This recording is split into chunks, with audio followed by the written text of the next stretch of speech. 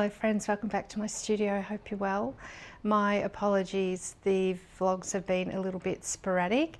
I've been working on a project that has taken all of my time, besides being a little unwell again. But I'm back. We'll share that project with you because it doesn't really relate to art, but it will eventually. So I will bring you along for that, but it's quite a way in the future for us. So yeah, I haven't really been in the studio for quite some time, so I haven't also had much to show you. And it's interesting how easy it is. As much as I love to create, it's easy to get distanced from your creative practice, and it can be a little bit hard to begin again. And what I find helps me is just to come into the space, have a bit of a tidy up where you're touching your paint brushes. You know, I've got all these brushes left over that I haven't put away. It's good to just kind of sort things, clean up a little bit, and that helps me just kind of touching the supplies and seeing the paints and things again really helps me come back to the practice. So where I was last time, I spoke about that. I'll just grab it. I showed you that calligraphy ink, the India ink, and that I had put it on, I'll show you this one, that I'd put it on these paintings that I'd been just really experimenting on. And I think that's another reason why I became a little bit stuck, besides being super busy on other things. I'm having my head, I know where I want to be with my practice, and because I'm not painting like that right now, that's a point of getting quite stuck and disappointed, because I know where I want to be, but really the only way through is, besides thinking it, I know I spoke about getting it right in my head and knowing where I want to go, it's actually physically doing it. And then because what I'm physically putting down on the paper isn't what my vision is, it can be yeah, very frustrating, and certainly helps you stop and slow down. But getting back to this was me wanting to put a bit more contrast, a bit more depth into the work. So I've gone over all of these paintings with the India ink. I'll just show you another one. So I didn't water it down at all. I've just put it on undiluted, and then I used a rag to brush some off to give me these lighter areas back into the piece. And I think you can see, particularly with this one, how much depth you get when you have that really strong contrast between light and dark. It gives you that more three-dimensional. Not sure which way this goes, but yeah. And then I started to work over the piece, and I noticed that the wet paint was just bringing up the India ink, so I realized I needed to seal it. So what I did first with this one, you'll be able to see how glossy that is in comparison. I put some gloss medium over to seal it, and I'm not happy with how glossy it is, how it looks. It has sealed the surface, but it's very plasticky feeling, and I really like these other ones. So what I did with these, and it was a bit of a test as well, what I've done with these, I've just put some spray. I've put this workable fixative spray over the pieces. Now this is it's a colourless protection for pastel chalk, charcoal and pencil drawing. So it's to seal, I bought it to seal the charcoal, but I thought I'd see if it would seal the ink. Now, there's nothing brushing off on my hand, but today I'm going to start putting a bit of paint on here and see whether that has done the trick and sealed it. And the way I've decided what paint I will use, back in the vlog where I was showing you those new oil colours, I was really pleasantly surprised how transparent all of those colours are. And I'm really attracted to playing around with the transparent paints and seeing, how I can kind of continue this look with playing around with the transparency, because of course as soon as you put a more opaque paint on, it cuts, it kind of, particularly in acrylic paint, it can flatten the area quite a lot. And when I'm talking about this wispy veil and this softness, I really think the transparents are going to play a big part in how I achieve what I'm wanting to represent. So let's get some transparent paint out. I'll turn the camera around and we'll start to have a play. My apologies if you can hear background noise. I do have tradies here again today. I just want to mention another way to make your paint transparent. I've showed this before, is this gloss glazing liquid will really help you soften an opaque into a glaze. Let's just put a little bit. You can mix it straight onto the canvas. Let's get some paint out. So this blue is a blend. I haven't got it written on the lid. Oh, here we go. It's a cobalt teal that I've mixed with phthalo blue and titanium white.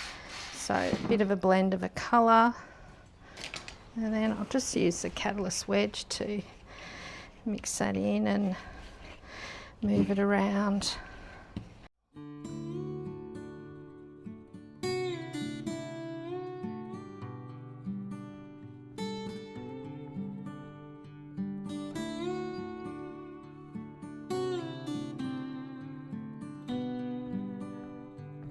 And I can see how much that texture of the glazing liquid is picking up the texture in that wash, which is fine. And it's certainly not lifting off any of the India ink. So let's just try the same thing on another piece. We use the same blue, so it's all the same. Oh, so that's already much easier to move around. It's a smoother surface, much less resistance.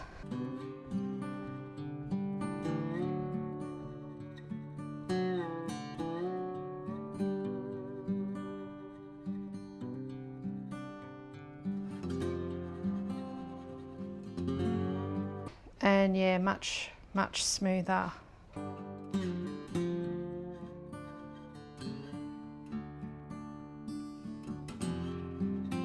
I can't see any of that India ink coming off of there either, so that's good. That's sealed it. So that's, now I'll make a note that I know that this, even though it's not necessarily designed to do it, this workable fixative will actually seal that India ink, which is great. So I'm just going to run through and try and not be too intentional and just try and get some more layers onto these pieces. So sit back, grab a bevy of your choice, and we'll put some music on and we'll have an explore.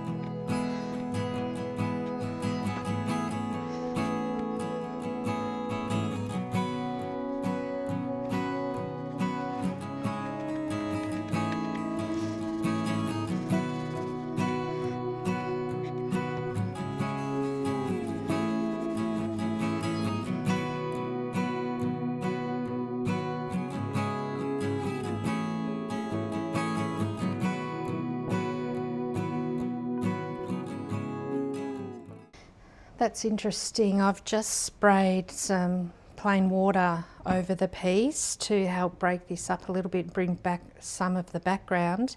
And I noticed with the rubbing, it has taken the India ink off. So it's certainly sealing it where I can apply wet paint. It's not lifting, and this colour is staying pretty true. But I obviously with water can still break up that India ink.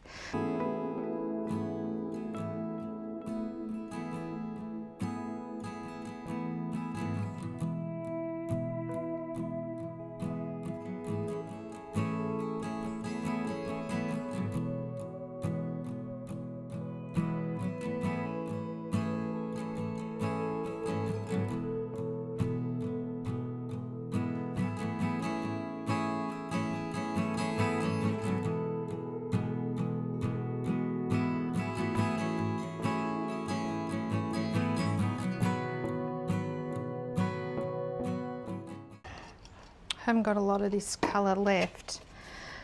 That is the recipe. So that's a transparent colour. All the quinacridones are transparents.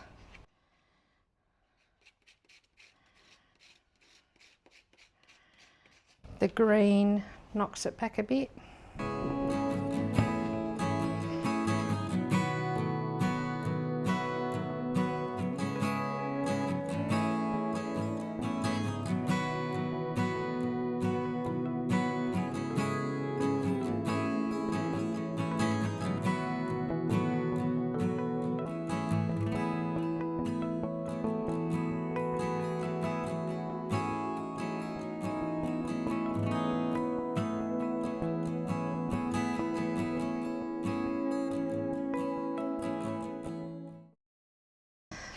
It's quite nice. Let me see if you can see that. The gloss. But yeah, quite nice texture up there in the corner.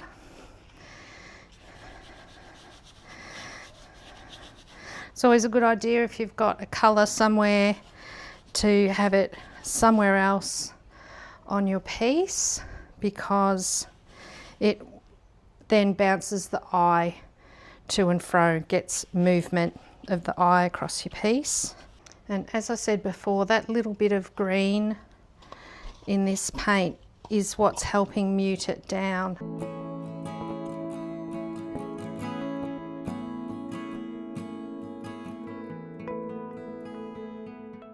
Whenever you add a complementary colour to a colour, it will mute it and eventually turn it. You'll get a grey or a brown. That's where you get your mud from, muddy colours. So you've got to be careful how much you add. That's nice, that colour that's come up through there. So that was that. I had some of this yellow on there, and that's just, see, the transparent is allowing that colour to come through. It's making it, of course, tinted, so it's a bit more peachy apricot. But yeah, transparents are a great tool. This blue's still a little bit wet, so this will be interesting.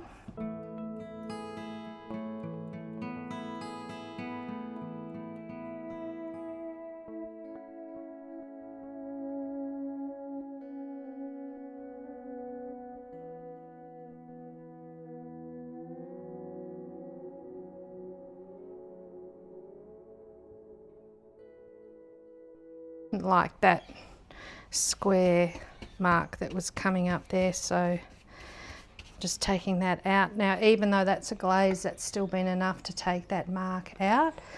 As it dries, it'll be a little bit different. A little bit of that might come back.